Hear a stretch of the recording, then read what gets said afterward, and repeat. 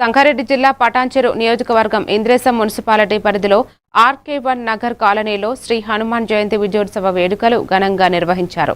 శ్రీ హనుమాన్ దేవాలయంలో స్వామివారికి పంచామృత అభిషేకం, ప్రత్యేక పూజలు, సింధూరం, వర్ణం, అలంకరణ చేశారు. ఈ కార్యక్రమంలో మాజీ సర్పంచ్ బండి హరిశంకర్, ఆలయ కమిటీ అధ్యక్షులు అశోక్ కుమార్, ఉప అధ్యక్షులు బండి రవితేజ, ప్రధాన కార్యదర్శి శేఖర్ గుప్తా తదితరులు పాల్గొన్నారు.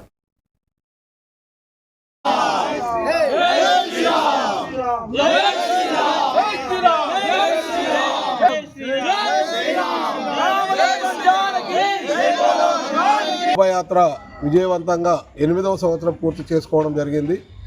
వివిధ కాలనీల నుంచి RK one colony, Indraprastha colony, NRI colony, citizen colony మరియు ఇంద్రేశం గ్రామం నుండి అధిక సంఖ్యలో విచ్చేసి శోభాయాత్రను విజయవంతం చేసినందుకు ప్రతి ఒక్కరికి పేరు పేరున ధన్యవాదాలు.